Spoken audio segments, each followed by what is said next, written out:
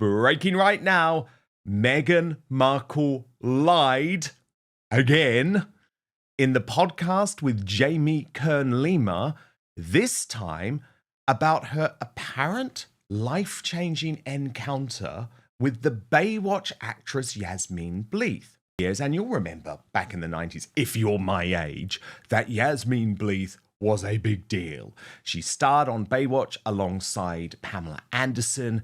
She was glamorous. She was beautiful. She was the all-Californian 1990s girl, everything Meghan Markle aspired to be. But what's so fascinating, and while this story is not necessarily that consequential, I think it provides a microcosm of what Meghan does with everything. Changes the narrative based on what feels convenient at the time. So I need you to do something for me right now. It is free, it is easy, it is simple. Just hit that subscribe button on YouTube. Link Lauren, she's the only liar. I mean, Paula M has caught her red-handed. And how can such a pivotal moment in your life go from being Yasmine Bleeth walks off completely not interested in you to Yasmine Bleeth gives me the type of encounter that completely changed the way that I dealt with the public?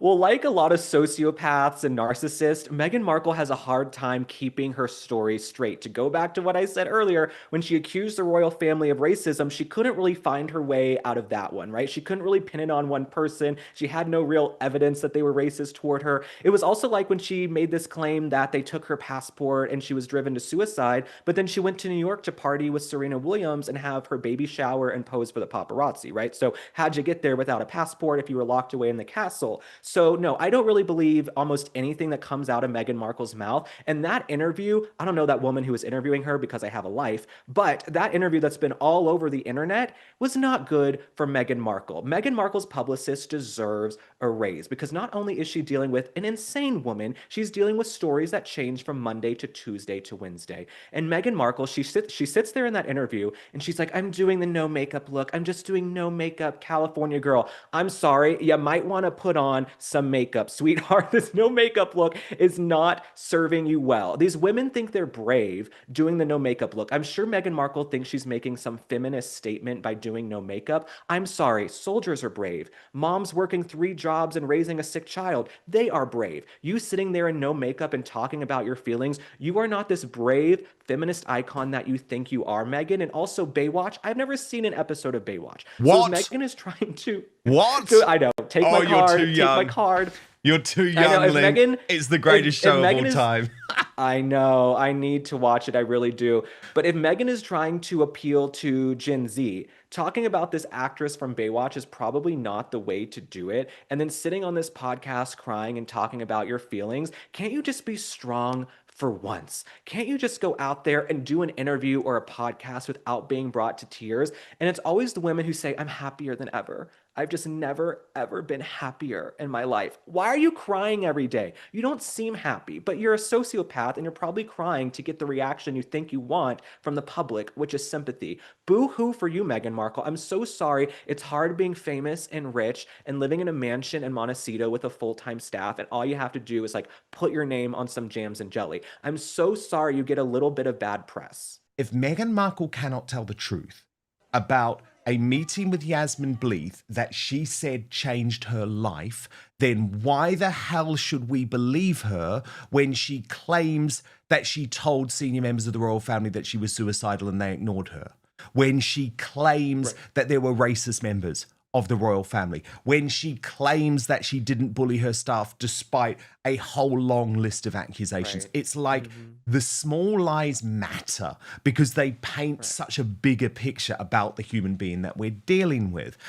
No, absolutely. Like I said, I think she is a narcissist and a sociopath. So she's probably doing these fake tears, this fake crying, because Meghan Markle for years has tried to be a victim. Her whole life story is woe is me. I grew up above a garage and I used to have to play in the back and this and that. And I was the weird girl and the nerdy girl. And I wrote a letter to get the detergent commercial change. Who gives a shit? Shut up. So no, Meghan Markle, she's always been full of crap. She's always trying to cry and be the victim because that was profitable, right? right? Meghan Markle comes from an era of Hollywood where being a victim really got you a lot of press and attention. But now we're in this post-Me Too era where someone like Blake Lively, she can come out and say, oh, all these horrible things happened to me. We look at the facts, we go, you're not the victim here, we hate you, and then we move on. And I think Meghan Markle is still living in that era from about 10 years ago, where if a woman comes out and says, I was wronged, I was driven to suicide, take it on face value. It's horrible if she was driven to suicide. It's horrible if her mental health wasn't great, but that's on you. Why is it the royal family's job to constantly appease you and to take care of your feelings? You're a 40-something-year-old woman. You should be able to self-soothe, right? They teach little kids how to self-soothe. So Meghan Markle, if she was so depressed and so sad, number one,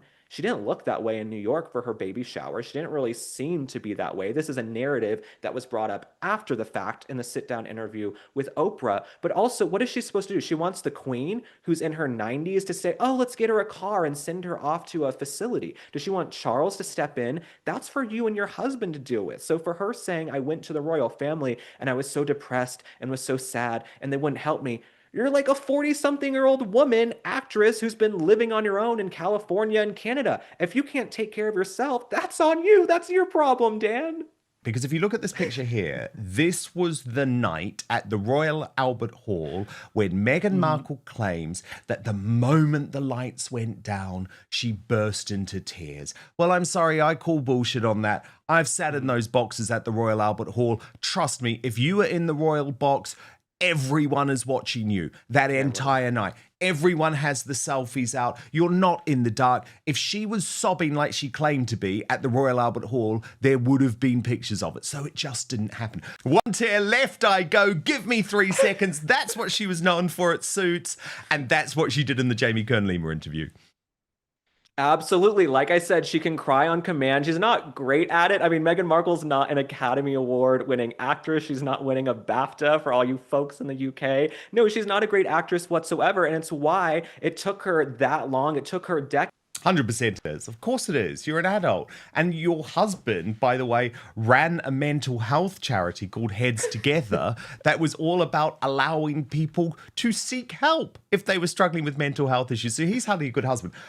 I don't buy it though, Link. To finally land a role on a semi-successful show. She did tell the royal family and portrayed herself as this huge Hollywood starlet. I'm here to tell you 99% of people in America would have had no idea who Meghan Markle was if she hadn't have gotten with Prince Harry. But I'm working on a segment for my show Spot On called The Girls Who Blew It. And it's about all these girls. Ashley St. Clair, Meghan Markle, Blake Lively. They have it all. It's like a bell curve. They get to the top, they get to the guy, they're rich, famous, and then they come down and they blow it. And that is Meghan Markle, right? She's sociopathic enough. She knows how to put herself in the right place at the right time. She's very malleable. She's like a chameleon. She probably was telling Harry what he wanted to hear. She was wearing outfits she thought he would like. She was playing the game. She was able to bag the most eligible bachelor on earth. Then she has a royal wedding. She has a royal baby. But because Meghan Markle and a lot of these sociopaths are really their own worst saboteurs, she then blows it. And now she's living in exile, hawking jams, jellies, and dog biscuits, sort of like Ashley St. Clair. She's Ashley St. Markle to me. She gets Elon Musk. She has a baby with Elon Musk. She's living in a fancy apartment. She throws it all away for a little bit of clout to do a New York Post interview with John Levine and have her feet out, dirty feet out in the New York Post. If I were Ashley St. Clair, I would have sat there in that fancy apartment having a couple more babies with Elon Musk, and then I'd have generational wealth. Y'all would not hear a word from me. And that is what Meghan Markle should have done as well. She should have sat over there in the UK, had a few more kids for 5-10 years. The Queen would have passed away. Charles would have become king. And then if she wanted to spend more time in California, that would have been fine. But because she's her own worst saboteur, she only lasted 18 months. And now she's back there selling her dog biscuits. Good for you, Meghan. You go, girls. You go, girls. Good for you. Oh my goodness, that is such a good idea for a segment because you're so right. Like, look at Blake Lively. You had it all. You even had the best friendship of Taylor Swift, something most celebrities crave. Yet your desire to destroy Justin Baldoni for some bizarre reason, like I've got my theory, maybe she fancied him, whatever. But your desire to do that led you to destroy your own career, destroy your own friendships, destroy your husband's reputation. And there are so many parallels between these two women. Now, Link, I know you'd also love to interview these women, but Piers Morgan has made a new bid to sit down with Meghan. And trust me, I would love to see that. Can I ask what you would ask Prince Harry and Meghan Markle if they came on spot on with Link Lauren? So if Harry and Meghan came on spot on with Link Lauren, which you can subscribe to on YouTube, Oh, I have. I would probably want to go back to, I know that Dan, you're a real one, that's why I love you, but I would want to go back to the beginning, right? Because I think the whole way they met is a little murky to me, right? Like they met on Instagram and he was scrolling through pictures, and then they met up at Soho House, and her best friend is the guy who works at Soho House or runs Soho House. I don't think he runs Soho House, but maybe he works there. So I wouldn't want to go all the way back. I want to go back to when they went to Botswana and she barely knew him and she threw her stuff in a bag and she went to Africa. I want to go back to that. And then I do really want to dive in, like any journalist should, to these racism claims. Because when you accuse some of the most famous people on earth of being racist and driving you to suicide, and there's really no follow-up question from Oprah, right? Oprah doesn't ask any probing question. She said, who was having that conversation? Meghan gave no answer. I don't think you should be able to just get away with saying things like that. I would also want to dive into who's really running Meghan Markle's brand, right? She portrays herself as this, feminist confessions of a female founder girl boss. I want to look into the ingredients that's in the jam and the jelly. I want to know who's running the business. I also want to come in and say, look, Meghan Markle, unsolicited career advice. You got way too much going on. The show is called With Love. The jams are as ever. The show is Confessions of a Female Founder. What the hell is going on with your branding? You're supposed to be some genius California girl, some business maven giving advice to others. Your brand is a hot mess. So that's number one. Number two, I want to dive into Prince Harry. What really is the issue with William? And I feel like a lot of times people go to therapy and the therapist digs up issues that maybe they didn't have before. I always warn my friends, if you want to go see a therapist, great, put your mental health first. But the therapist is sometimes incentivized to get you to keep coming back. So they dig up things that you weren't even thinking about.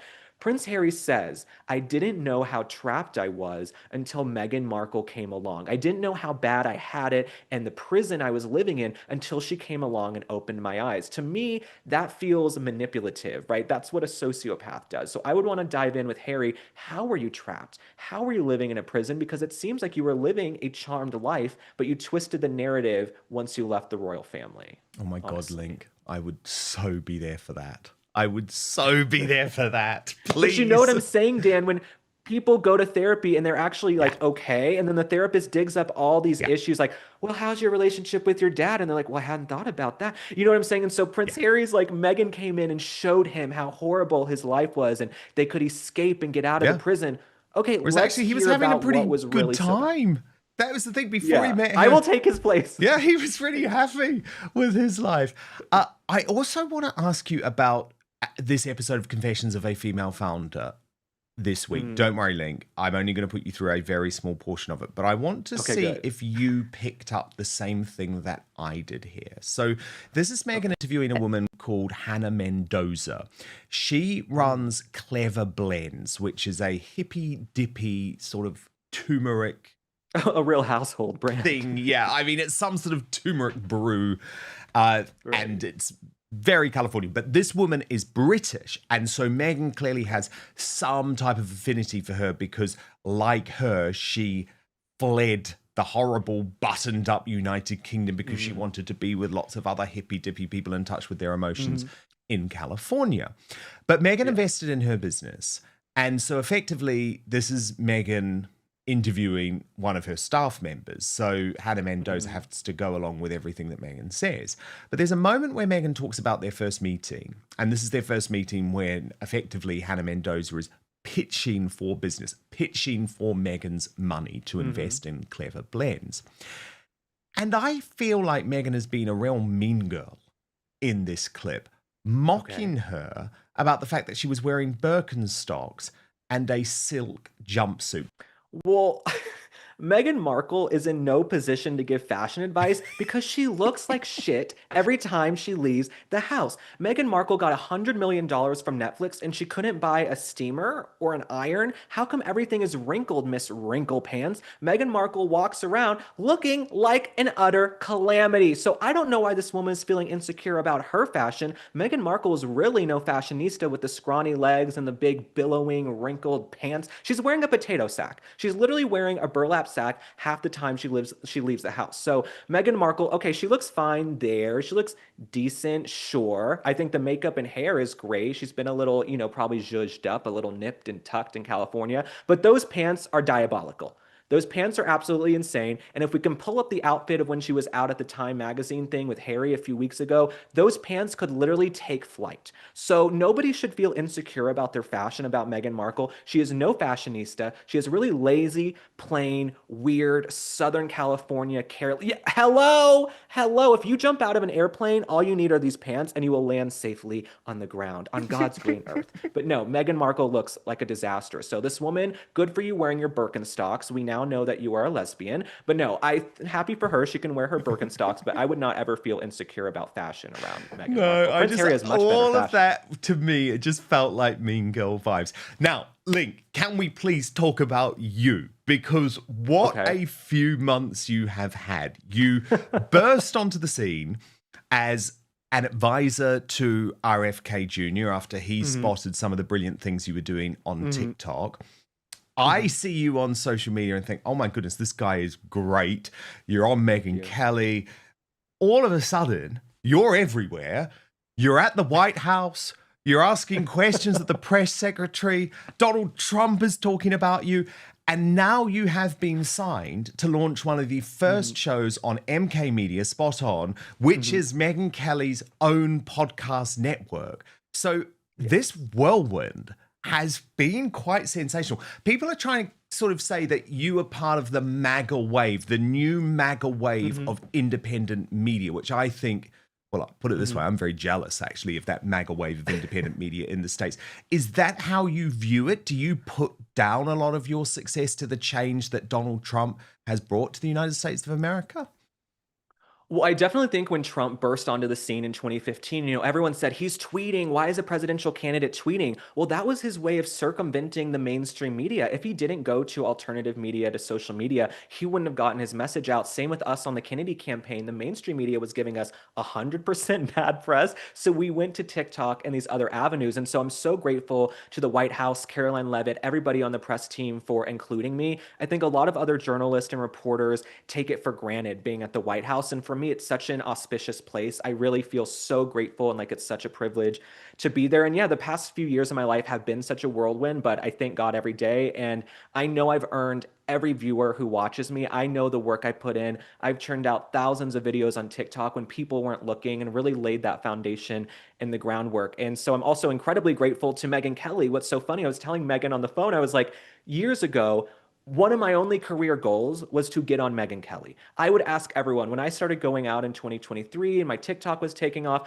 I would ask everyone, do you know Meghan Kelly? Can you get me on Meghan Kelly? And so to now be in business together and she's like mother of all mothers, icon, legend, gives amazing advice is really such a bizarre and full circle moment that there has to be some bigger force at play that I'm incredibly grateful for. And I couldn't be more excited for Spot On and getting to ask President Trump a question. I didn't know that was going to go viral either. And you might be seeing, more of me asking questions in the future. I'm not going anywhere. In fact, I feel like I'm just getting started. It's only been, 2 years really on the scene.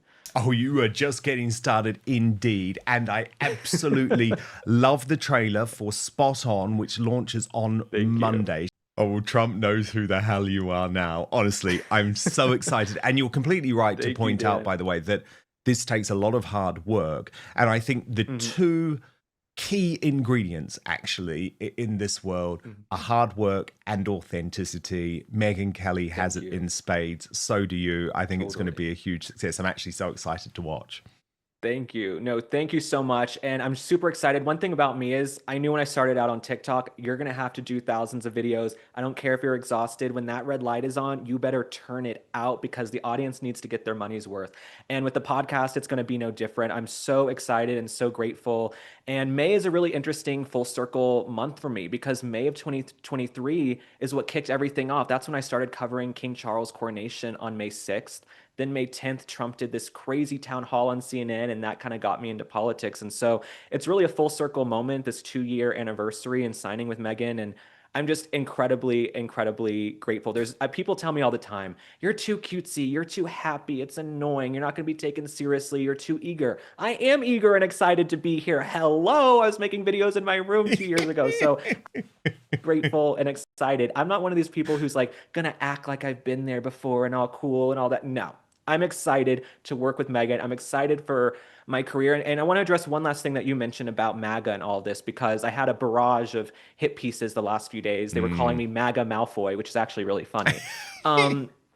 And y'all can be upset with me. All these little liberal journalists, y'all are mad that I'm at the White House asking questions. If I wasn't at the White House asking questions, what would you have to write about in your walk-up apartments in Brooklyn? Be glad we're at the White House asking questions. But this whole notion that I'm a pro-Trump influencer now, which is funny to my audience because I really just come down on the side of common sense. I am pro-Trump in many ways. I respect so much of what he's doing here in the States. I know there's a lot you guys want to have in the UK that we have. We have really tough immigration now. Our border is incredibly secure. We have way less crime on the street. We're getting gang members off the street. We're getting men out of women's sports. And so in that regard, I can't find much of anything that I disagree with President Trump on right now. I'm sure something will come up. But these journalists say I'm a pro-Trump influencer as almost a pejorative. Sure, I like the president. I think he's an icon and an entertainer, and the country is a lot safer. So if that makes me a pro-Trump influencer, great. I'm fine with that. Call me whatever you want. Just when it seemed the latest royal headlines were beginning to fade, Meghan Markle has once again become the focus of an intense media debate. This time, several royal commentators are questioning recent public statements and arguing that they contain inconsistencies. Supporters of the Duchess strongly reject those claims, saying the criticism relies on selective interpretation and sensational headlines. So what has actually been said? Which facts are publicly established? And where do commentary and speculation begin? Let's break it all down. The latest discussion follows renewed media analysis of Meghan Markle's public comments and appearances. Some commentators argue that her recent statements differ from earlier interviews or public accounts.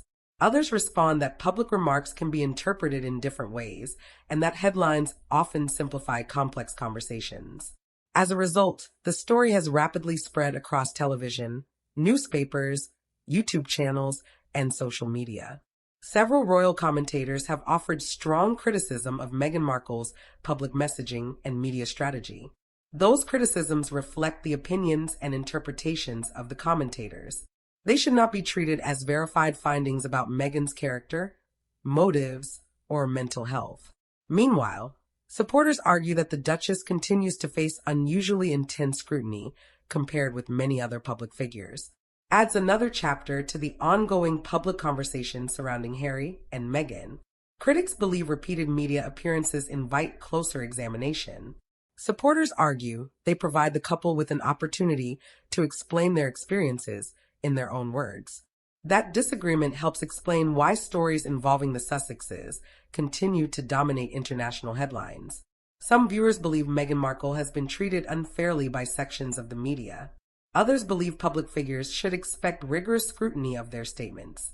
The result is a deeply divided public conversation in which the same events are often interpreted in very different ways. Whether you agree with Meghan Markle's critics or her supporters, one thing is beyond dispute. She remains one of the world's most closely watched public figures, and nearly every new development generates widespread discussion. As always, the most reliable approach is to distinguish between verified facts, reported claims, and personal commentary before drawing conclusions. That helps us understand not only the latest headline, but the broader media narrative surrounding it. Do you think media coverage of Meghan Markle has become increasingly polarized? Or do you believe strong public criticism is simply part of life as a high-profile public figure?